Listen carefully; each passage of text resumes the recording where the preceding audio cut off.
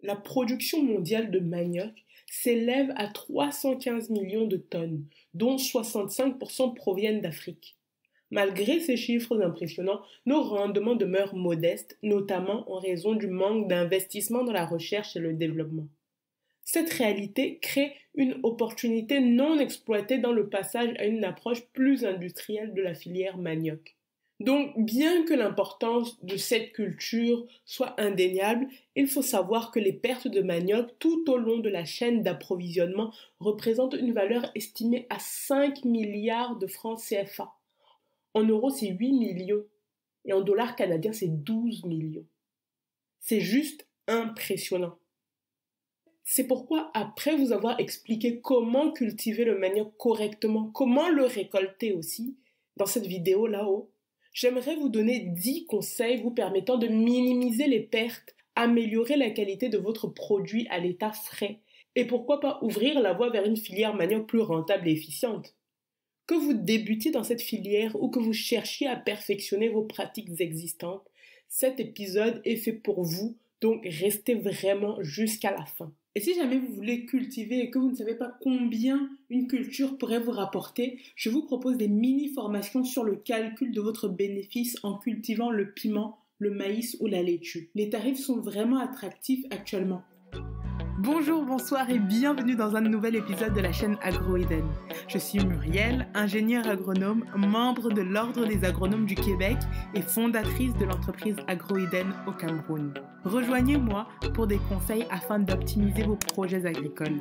Abonnez-vous dès maintenant et activez la cloche des notifications pour ne rien manquer. On commence avec la première astuce, c'est la formation des travailleurs à la récolte soignée.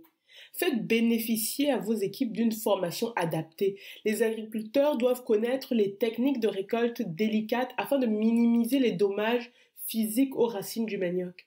Cela implique une compréhension précise de la manière dont chaque racine doit être manipulée pour éviter les contusions, les éraflures et tout autre type de blessures qui pourraient compromettre la qualité du manioc.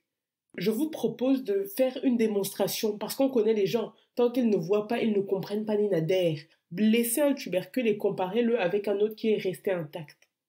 Vous pouvez former les travailleurs ou les agriculteurs à identifier visuellement les signes de dommages, de maladies ou d'autres défauts potentiels. Faites-leur aussi comprendre qu'une récolte soigneuse ne se limite pas à la technique manuelle. Elle englobe également la sélection avisée des outils.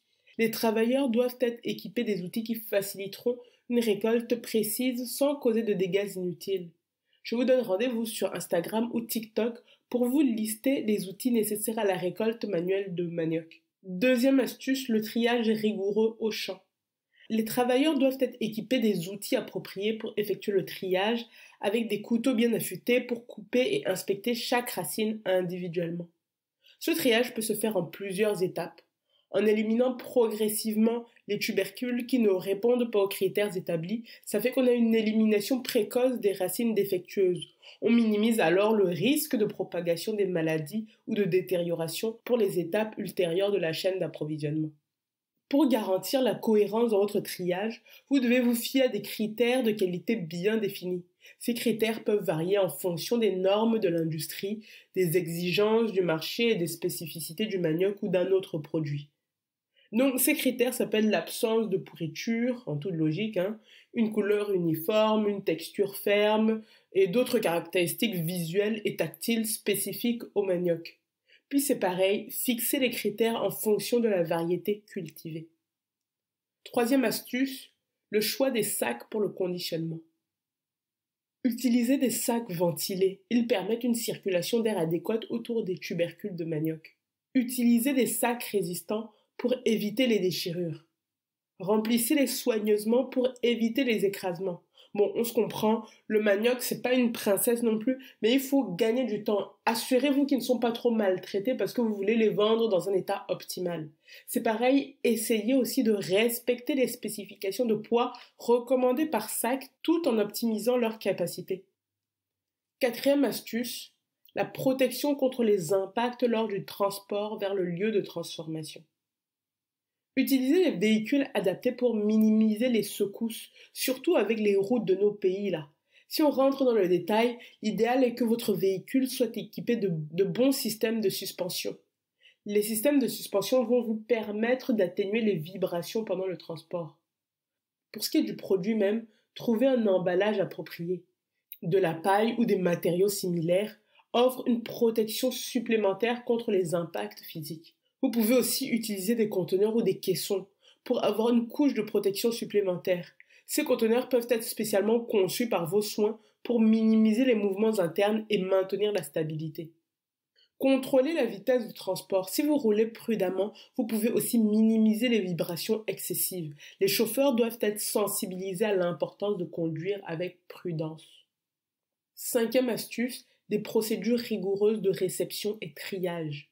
Si vous pouvez, essayez de mettre en place des contrôles de qualité pour détecter rapidement tout signe de détérioration ou de non-conformité à cet instant. C'est pas toujours faisable, je l'accorde, mais l'avantage ici, c'est que vous vous offrez une opportunité d'ajuster rapidement les processus pour éviter que des racines de qualité inférieure n'affectent les lots en transit. Sixième astuce, le pesage précis pour la traçabilité. Utilisez des balances fiables et régulièrement calibrées pour maintenir leur exactitude et éviter les erreurs de pesée. En plus, vous faites preuve de transparence dans la gestion des quantités de votre manioc qui entrent dans le système d'approvisionnement. Chaque lot de manioc doit être enregistré avec précision pour une surveillance efficace du flux des produits et faciliter la traçabilité en cas de besoin. Je rajoute à ça que la fiabilité des données renforce la confiance des parties prenantes. Septième astuce, manipulation délicate lors du traitement. La phase de traitement du manioc requiert une attention particulière à la délicatesse lors des différentes étapes telles que le lavage et l'épluchage.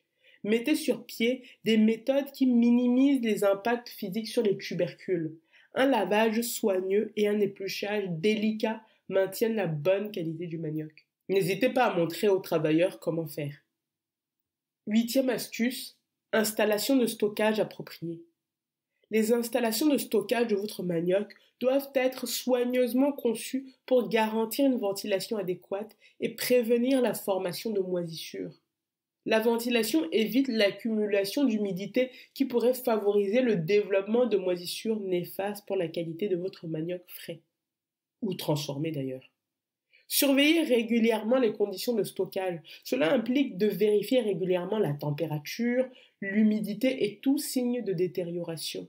Les systèmes de surveillance automatisés peuvent être utilisés pour alerter rapidement les opérateurs en cas de variations indésirables. Vous intervenez donc rapidement pour préserver la qualité de votre stock. En ce qui concerne donc la gestion de vos stocks, débarrassez-vous vite des produits détériorés. Dès qu'un lot de manioc présente des signes de détérioration, il doit être retiré du stock sans réfléchir pour éviter toute contamination des lots adjacents. Cette pratique préventive peut vous permettre d'économiser du temps, du travail, et si vous parvenez à identifier la cause du problème, vous gagnerez en expérience pour les prochaines fois, c'est certain. Et pour optimiser l'espace de stockage, pensez à l'utilisation de rayonnage, de palettes ou d'autres systèmes qui vous permettraient de maximiser l'utilisation de l'espace à votre disposition. Les stratégies d'organisation dites intelligentes ont pour objectif de réduire le gaspillage d'espace et de faciliter l'accès aux différents lots de manioc et permettre une rotation efficace des stocks. Neuvième astuce, la planification efficace des itinéraires. Réduisez le temps de transit pour minimiser les risques de détérioration. Pour cela, il vous faut planifier vos itinéraires et efficacement. Plus courte est la durée du trajet, meilleure sera la fraîcheur du manioc une fois arrivé sur le marché ou les étals d'un supermarché. On n'y pense pas toujours, mais l'utilisation de technologies de suivi en temps réel peut faciliter la gestion des itinéraires et vous permettre de vous adapter rapidement en cas d'imprévu. Je pense notamment à des livraisons. En tout cas, si vous êtes pris dans les embouteillages de Yaoundé, oubliez seulement, parce que notre niveau là, c'est compliqué. Si vous connaissez bien la ville, vous pouvez en amont du voyage faire le choix d'itinéraires optimisés. C'est ce qu'on appelle la planification logistique. Sélectionnez autant que possible des itinéraires qui vous offrent des conditions routières favorables, des temps de transit courts et des infrastructures adéquates. Astuce numéro 10, les pratiques de vente au détail. Choisissez des supports bien adaptés qui maintiennent la fraîcheur du manioc et assurent une circulation d'air adéquate, évitant l'accumulation d'humidité qui pourrait entraîner des détériorations. Par exemple, des présentoirs ventilés, des plateaux de présentation ou d'autres dispositifs similaires permettent une disposition soignée du manioc.